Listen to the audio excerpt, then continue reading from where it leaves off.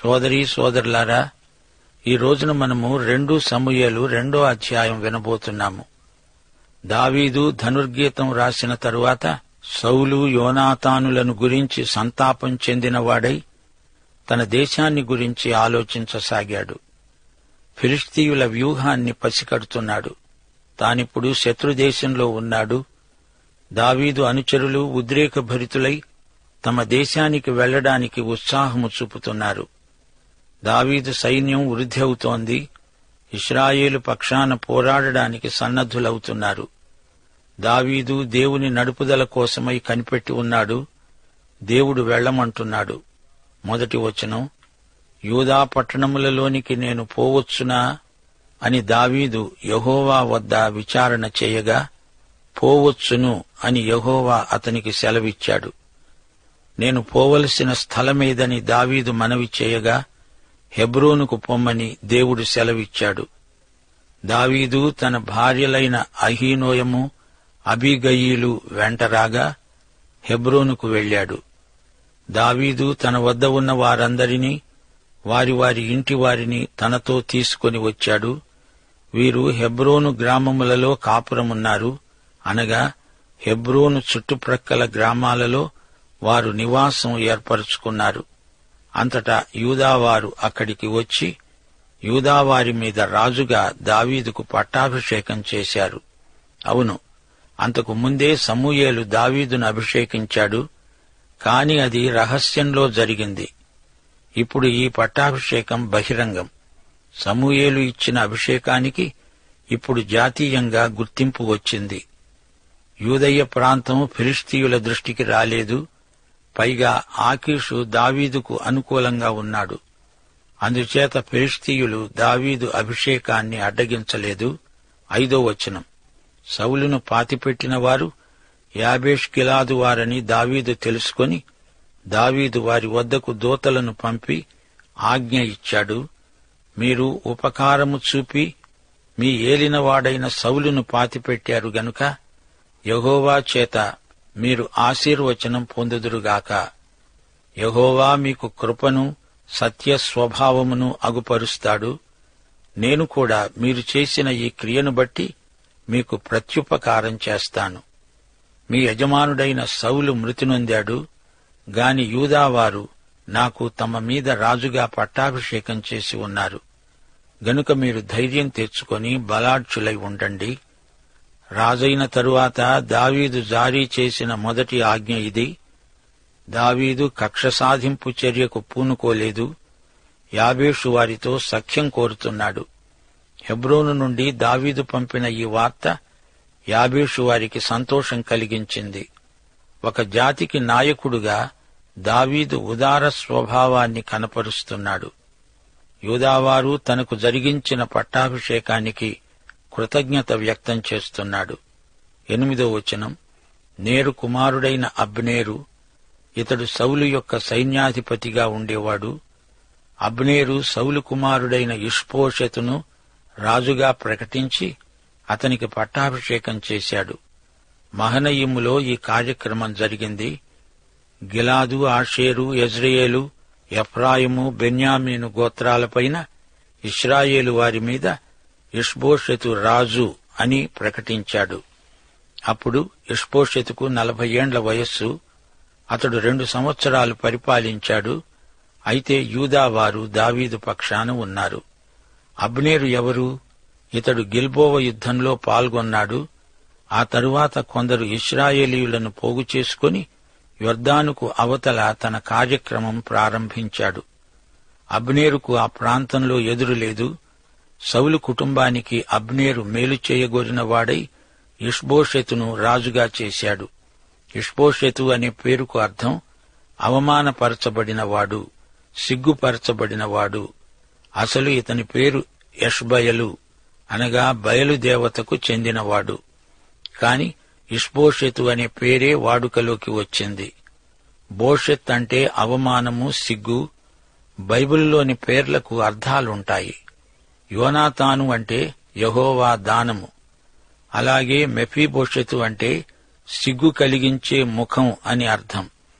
అబ్నేరు మహనయీములో ఇష్బోషెతుకు పట్టాభిషేకం జరిగించాడు గదూ. ఈ స్థలం గాదు మనష్షే ప్రాంతాలకు మధ్యలో ఉన్నది. యాకోబు ఇక్కడే దేవదూతల సైన్యాన్ని చూచాడు. ఫిలిష్తీయులు అంత దూరం రారు. అబ్నేరు ఇష్బోషెతును రాజుగా ప్రకటించటం అతని విశ్వసనీయతను, సౌలు పట్ల అతనికున్న కృతజ్ఞతను సూచిస్తుంది. దావీదు హెబ్రోనులో యూదావారి మీద ఏలిన కాలమంతా 7 సంవత్సరాల 6 మాసాలు. రాజైనప్పుడు ఇష్బోషెతు వయస్సు 40 ఏండ్లు.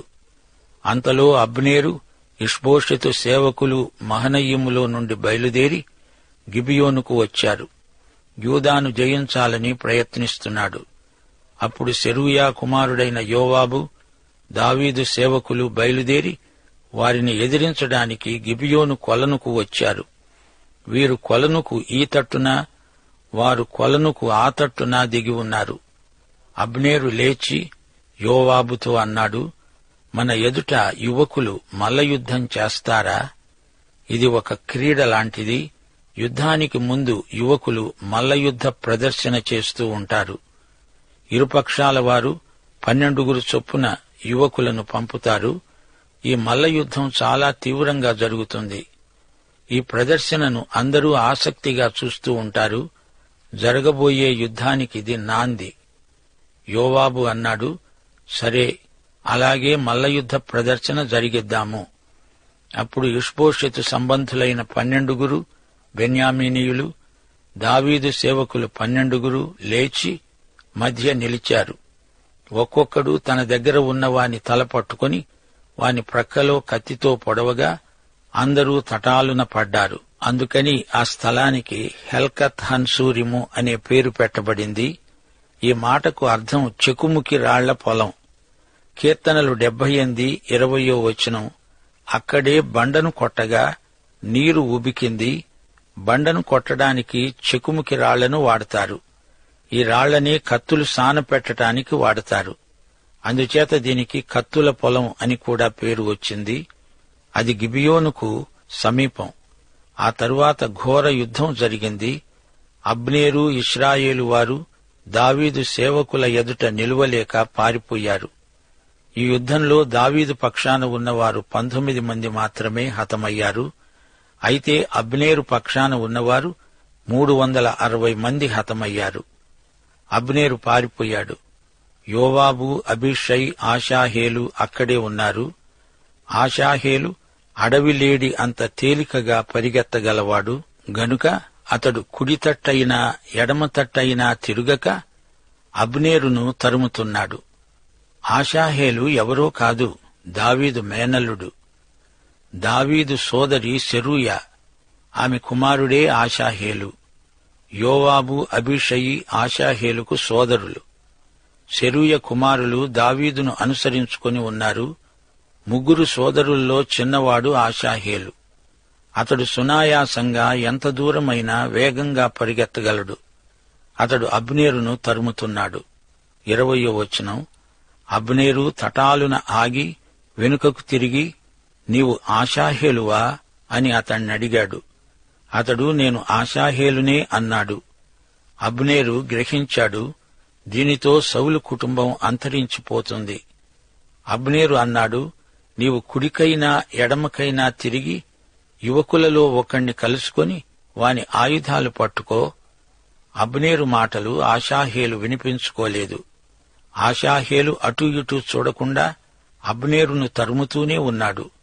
అబ్నేరు అన్నాడు, నన్ను తరమటం మాని తొలగిపో. నేను నిన్ను నేలకు కొట్టి చంపిన ఎడల యోవాబు ముందు నేను ఎలా తలెత్తుకోగలను? ఆషాహేలు అన్నాడు, నేను తొలగను. అబ్నేరు ఈటె మడిమతో అతని కడుపులో పొడిచినందున అది వెనుకకు దూసుకువచ్చింది కనుక అతడు అక్కడే పడి చచ్చాడు.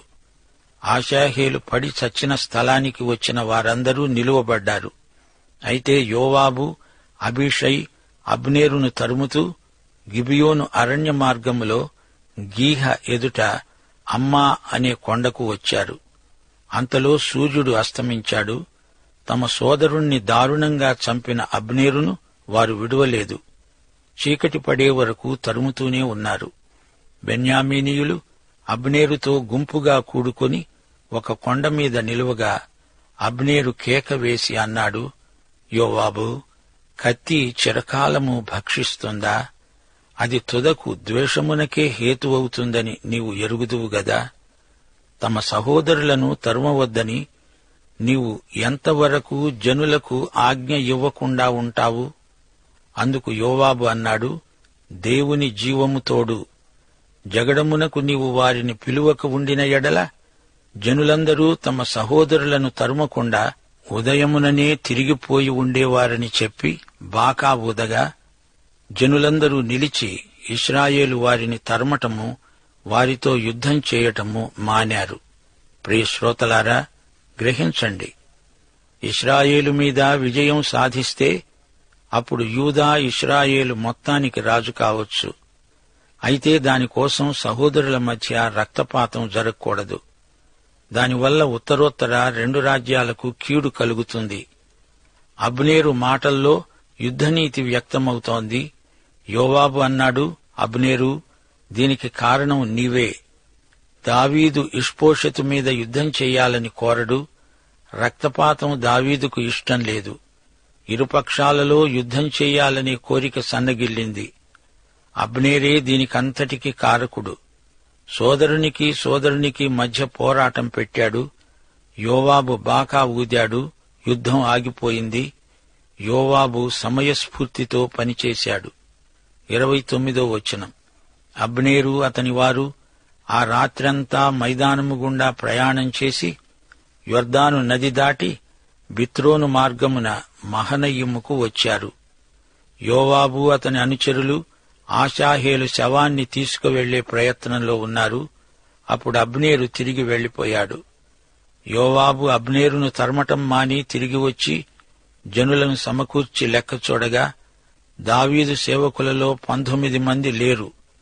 అయితే దావీదు సేవకులు బెన్యామీనీయులలోనూ అబ్నేరు జనులలోనూ 360 మందిని హతం చేశారు. జనులు ఆషాహేలును ఎత్తుకొని పోయి బెత్లెహేములో ఉన్న అతని తండ్రి సమాధి యందు పాతిపెట్టారు.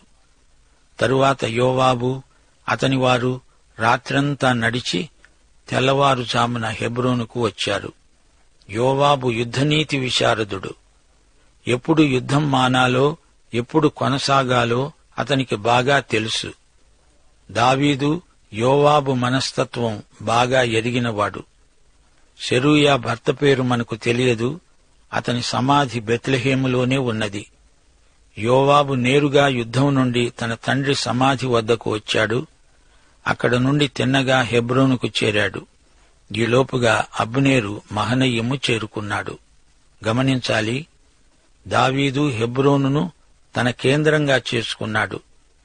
అబ్నేరు సౌలు పక్షానికి చెందినవాడు. దావీదు దేవుని ఆజ్ఞ ప్రకారమే హెబ్రోనుకు వచ్చాడు. దావీదు బహు జాగ్రత్తగా అడుగు తీసి అడుగు పెడుతున్నాడు. దావీదు 2 భార్యలు అతనితోనే ఉన్నారు. బహుభార్యాత్వం దేవునికి ఇష్టం లేదు. దావీదు యూదా రాజ్యానికి రాజుగా ప్రతిష్ఠించబడ్డాడు.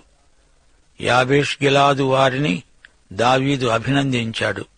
దావీదు ఆచితూచి మాట్లాడుతున్నాడు. అబ్నేరు అంతకుముందు సౌలుకు సేనాపతి. సౌలుకు యోనాతానుకు పిల్లలున్నారు. సౌలు కుమారుల్లో ఒకణ్ణి అబ్నేరు రాజుగా ప్రకటించాడు. ఇక్కడే యూదా ఇశ్రాయేలుకు మధ్య అంతర్యుద్ధం మొదలైంది. దక్షిణ రాజ్యానికి దావీదు రాజైతే ఉత్తరాదిలో ఇష్బోషెతును రాజుగా చేశారు. ఇది విషాదకరం. అబ్నేరు యోవాబుల మధ్య మంతనాలు జరిగాయి, కాని వారి మనస్సులు కలవలేదు. యువకుల మల్లయుద్ధం గొప్ప ప్రహసనంగా మారింది. దావీదు ఇప్పుడు ఒడిసెల పట్టుకున్న కాపరి కాడు, గుహలలో దాక్కున్న కాందిశీకుడు కాడు, యుద్ధవీరుడు. అబ్నేరును ఆషాహేలు వెంటాడాడు. దావీదు సేనాపతి యోవాబు, యోవాబు సహోదరుడు ఆషాహేలు. అబ్నేరు సౌలు సేనాపతి, ఇశ్రాయేలు పక్షాన నిలిచి ఉన్నాడు. సెరూయా కుమారులు 3 యుద్ధశూరులే. ఆషాహేలు అబ్నేరును తరిమాడు, గాని అబ్నేరు చేతిలోనే చనిపోయాడు. యోవాబు తాత్కాలికంగా యుద్ధం విరమించుకున్నాడు, గాని అబ్నేరు మీద పగపట్టాడు. ఆషాహేలు సమాధి కార్యక్రమంతో ఈ అధ్యాయం ముగుస్తుంది. తెల్లవారేటప్పటికి ఇరుపక్షాలు ఎవరి చోటికి వారు వెళ్లిపోయారు. ప్రియ శ్రోతలారా, దావీదును దేవుడే నడిపించాడు.